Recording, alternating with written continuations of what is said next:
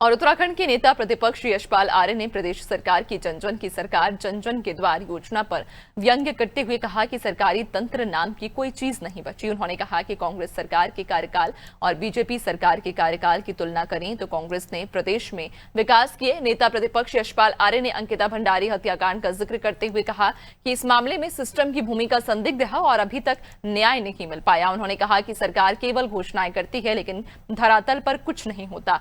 आर्य ने कहा कि प्रदेश की जनता अब समझ चुकी है कि बीजेपी केवल झूठे वादे करती है और जनता को गुमराह करने का काम करती है। उन्होंने कहा कि कांग्रेस पार्टी जनता के मुद्दों को उठाती रहेगी और बीजेपी को घेरती रहेगी। हमने लगातार कहा है कि सरकार को अपने कार्यकाल का ब्यौरा देना चाहिए, उपलब्धियों का ब्यौरा देना चाहिए। इन्होंने अपने राज कार्यकाल में जब भी सरकार एक भाजपा की रही हो, इनको अपने कार्यकाल का ब्यौरा देना चाहिए कि हमारी उपलब्धियां क्या रही हैं, हमने क्या किया है।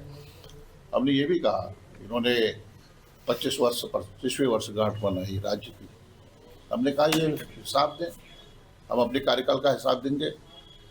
जब कांग्रेस की सरकारें रही है उत्तराखंड में, हमने जो काम किए हैं, जो हमारी कल्याणकारी योजनाएं हमने लागू की हैं, जो हमने विकास के नए आयाम स्थापित किए हैं, हम कर पाए या नहीं कर पाए, उसका लेखा जोखा हम जनता के सामने लाना चाहते हैं। और आप भी अपनी उपलब्धियों का लेखा जोखा हमारे जनता के सामने रखें, क्यों नहीं रखना चाहते। अगर इस तरह की लीपापोती से ये चाहते हैं कि हम जनता के ध्यान को भटका देंगे, जनता सब समझ रही है, बहुत जागरूक हो चुकी है।